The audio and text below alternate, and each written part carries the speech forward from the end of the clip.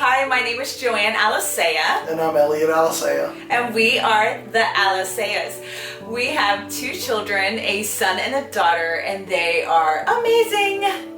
We have a son with Down syndrome, and he actually was diagnosed at the hospital when we were there.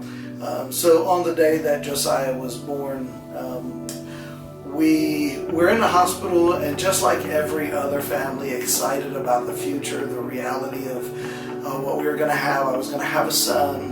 We already had a daughter, and on the day that she was born, I had taken my Bible and opened up to the book of Deuteronomy chapter 28, and I spoke a blessing over her, that she would be the head, not the tail, that every place that she would set foot would be blessed, and I just had that expectation for her future, believing that God would guide her and direct her and give her a blessed future. And on the day that Josiah was born, I think the emotion of that day, the fact that we felt like we were sideswiped, and maybe even the way that delivery, the message or that news and delivery was given really caused more apprehension, wondering about the future, really not as hopeful, and God really dealt with my heart during that time.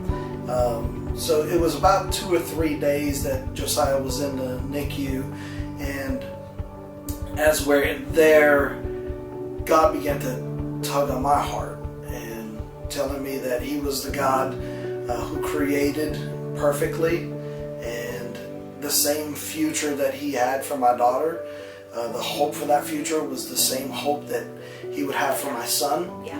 And so after a few days, once again, him being in the NICU, I opened up my Bible and I went to his bedside and I began to speak the same blessings over him that I had for my daughter. Yes. And for me, with all that was going on, I have a background in social work and case management, so I immediately went into action. I said, okay, what does this mean for our family? What does this mean for my son's future? And I started looking at resources and what was out there.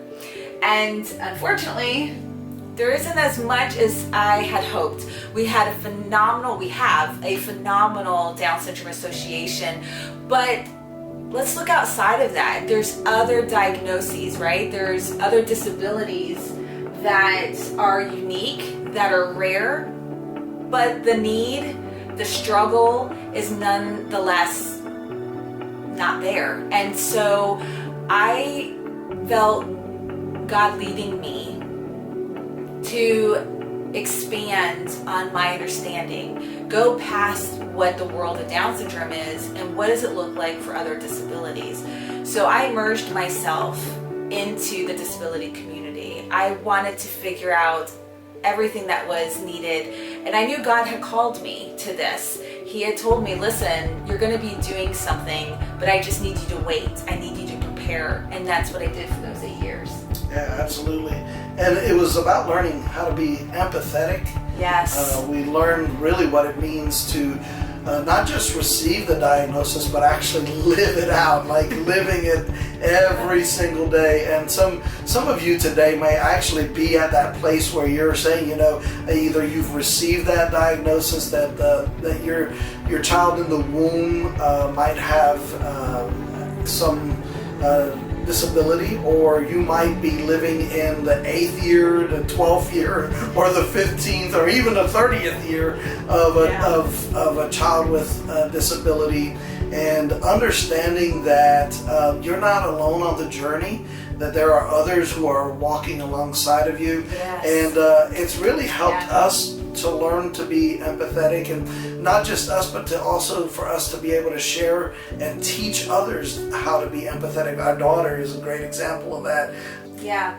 So, as I was looking into what does a special needs program organization look like in our community, I started doing my research. Now, I'm not one to reinvent the wheel, so I started looking around to see what was already out there that I could possibly learn from and grow from, be mentored by. And that's when I came along Ability Tree in Arkansas. So when I saw their mission, I knew without a doubt that it's exactly where God had me to go, because they want to impact the whole family unit. Now, it's important that individuals with disabilities have resources and access and get their needs met, but it's a family affair, right? I mean, it's the whole family unit that's impacted. As Eliut said, I mean, my daughter was impacted by my son's diagnosis. We were, our family, even our friends are impacted by that. And so Ability Tree has a mission to help the family and the neighborhoods and the community in order to be inclusive and be a support.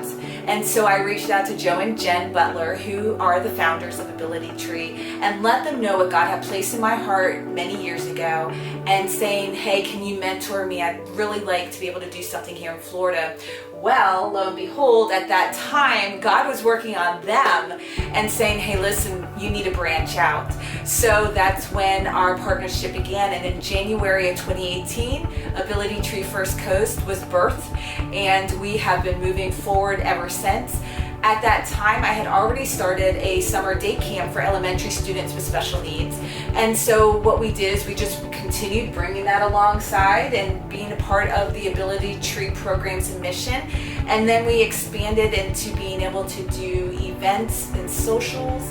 And we want to continue to do more. Of course, with all that's been going on this year, we went virtual and we've been doing things virtually, which is great because now we have the opportunity to not just impact our community, which is invaluable and so necessary, but now we can bring an entire community of special needs families together under one video.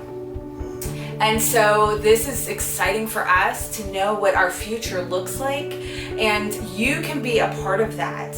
It's not a mistake, right, that they're watching this today. Not at all. It is not a mistake that you're watching this. You can be a part of the mission, and the mission for Ability Tree is to help support special needs families by providing them the recreation, the education, the supports, and the training they need. And you can do that. So you can be a part of all of this, and we hope that you will consider that. Thank you. Yes, thank you.